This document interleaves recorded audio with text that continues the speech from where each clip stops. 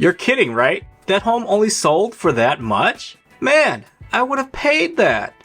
Oh, that home could have been mine. Yes, the pain of regret.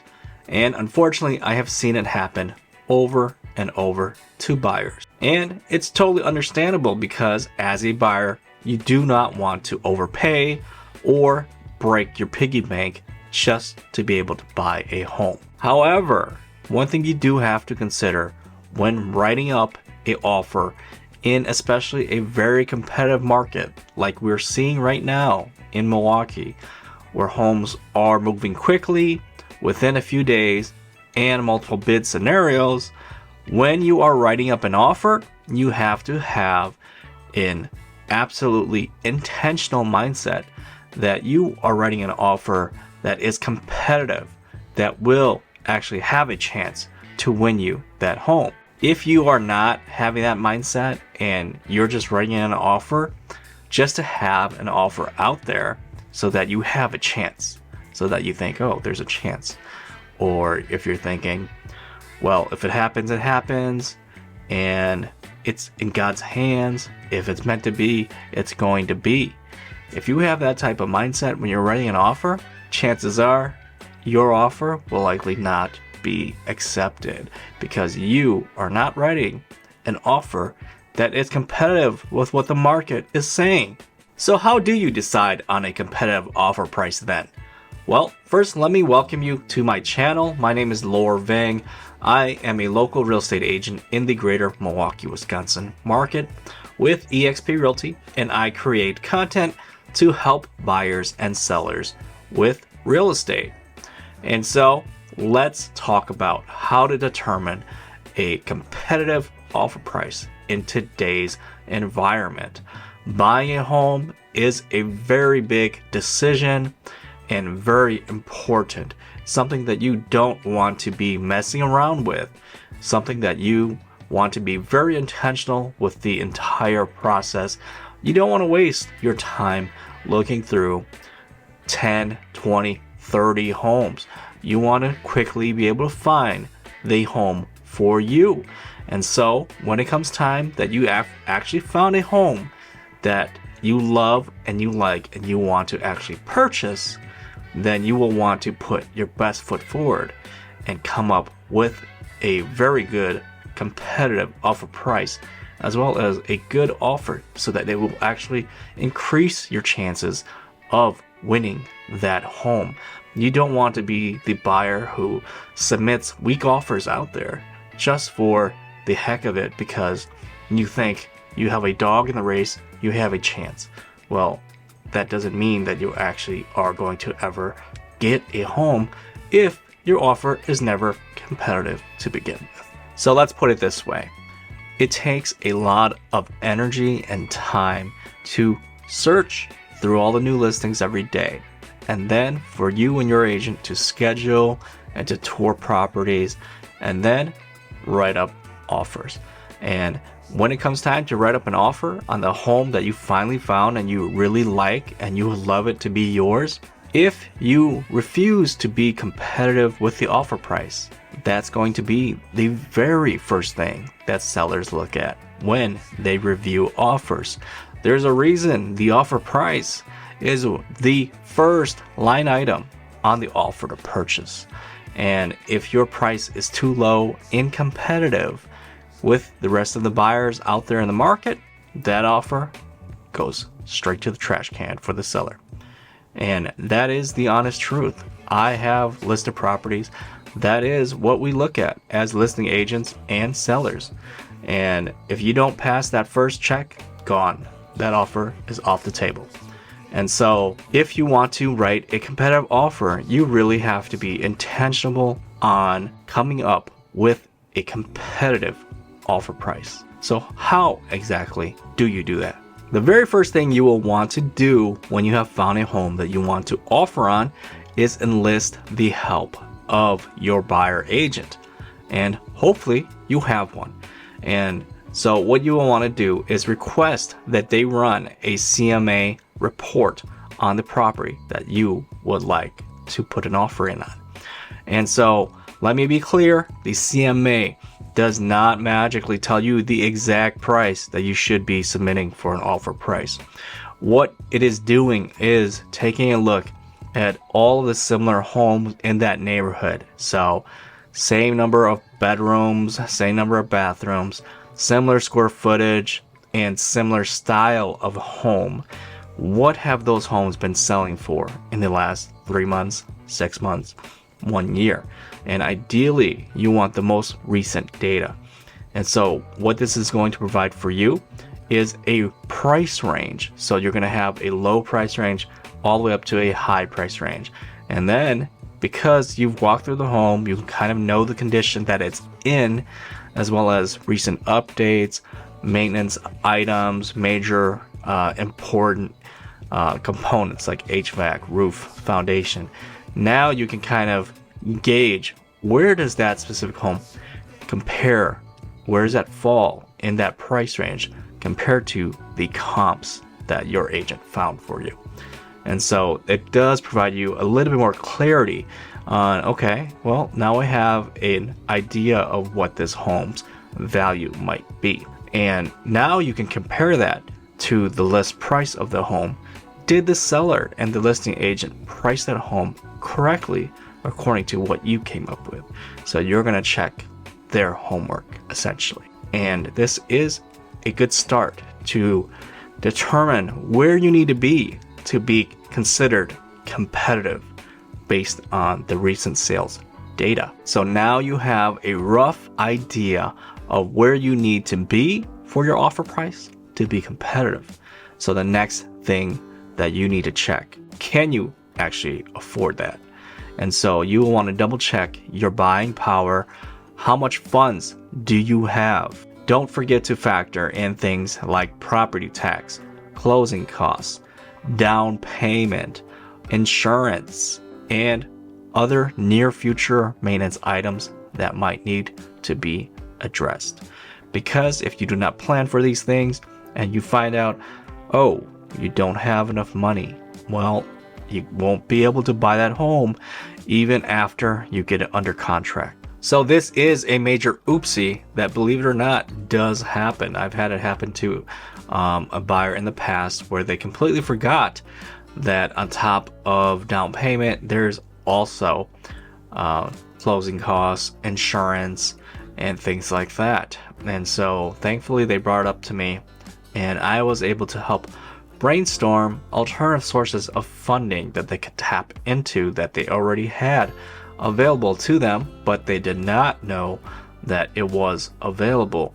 And so in this case, they tapped into their 401k and borrowed money out of that, which is an allowable use to purchase a home. And so you're just paying yourself back. Other sources that you might have available that you don't even know about, if you have a life insurance policy, or if you have generous family members that are willing to gift you money that you don't have to pay back, then you can consider that as either down payment or closing costs funds as well. So now that you have actually confirmed that you have the funding to be able to put a competitive price in for that home, the next thing for you is to review the intangibles about that home. So that means the great features or upside about that home that you cannot put a value or a number on. Some examples of this include location, especially if it's in a highly desirable neighborhood or part of town where everyone wants to live in. And along with that could be lifestyle. So if, for example, you are a young professional, you're looking to be close to where all the action is happening, where all the trendy spots are, where the nightlife is. Or if you are a very active person and you like the outdoors, perhaps you would like to have trails, nature, and parks at your fingertips so that you could simply hop on your bike and ride off. Other things that you can't necessarily put value on would be things like appreciation or equity growth, especially for these very nice areas where development is continuing to happen. A path of progress is coming. A real life example of equity is I had a buyer that was looking to purchase a fixer-upper home in a very, very nice location. And the home was listed appropriately for the condition that was required. It did require a lot of cosmetic updates. And so it was priced appropriately. And so looking into the value, running the CMA for that home, it said that the value would be roughly $100,000 more, or even a little bit higher than that. This is being a conservative 100,000 at that. And my buyer ended up submitting an offer. We received a call from the listing agent that said, hey, my seller says if you're willing to come up another $10,000, basically this home is yours. And so my buyer decided, you know what, that $10,000 is, that's not worth it for me. And so this is my max, and we're going to let our offer sit at this price, and we're going to let it ride. And so the next day we get the call that, hey, your offer was not accepted. We decided to go with a different offer. So we waited until the property closed, which took a month or so from that point. And when we found out how much that property sold for, guess what? It sold for $10,000 more than my buyer's offer. And immediately the regret set in. Darn, if I would have only offered $10,000 more, I would have had that home, and I would have had $100,000 plus in equity growth. And so, as you can imagine, by turning down that $10,000, he simply lost out, not only on the home, but also on all that potential equity that he could have created when he purchased that home and completed the cosmetic updates. The last thing is to request the help of your buyer agent.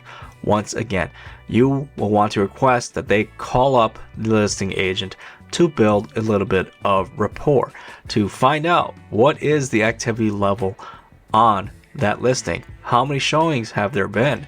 How many offers have been received so far or are expecting to come in? And is there an offer deadline? And then you will also want to try to ask to see if the seller wants to see anything special in the offers, such as a quick close or possibly a longer close in case they need a little bit more time to move out, potentially a post-occupancy period. So these types of questions will definitely help you to have the most competitive offer that you can put forth. So in summary, with all these tips, you should have what you need to be able to submit the most competitive offer price that you can.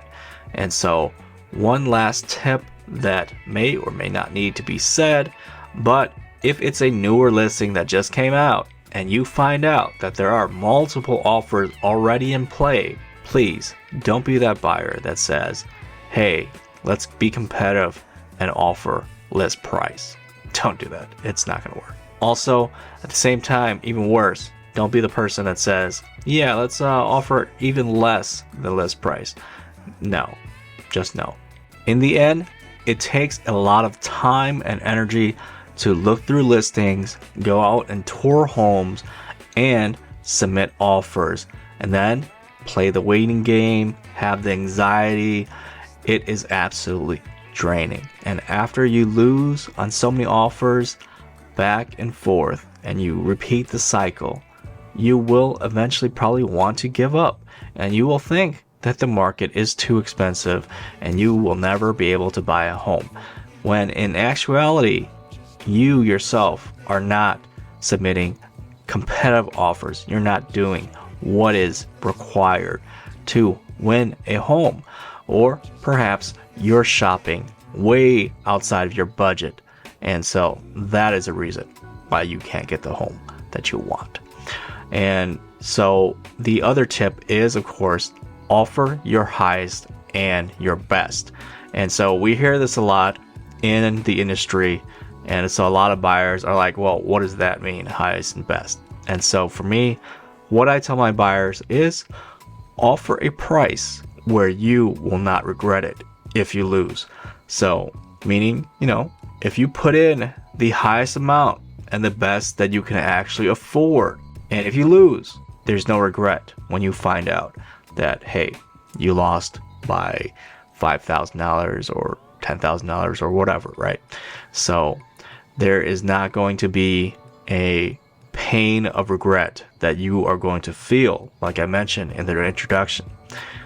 This actually happened. I know the guy, and every time I see him, he always brings it up. And it's been over a year, but it still is a deep scar for him that, you know, he says, oh man, I still think about that house every day. That could have been mine, if only. And so now you have these tips so that you can avoid that mistake. So happy house hunting. Thank you guys for watching. If you find this content valuable, I'd appreciate it if you subscribe, hit the like, and follow with the bell icon for future videos just like this one. Thank you.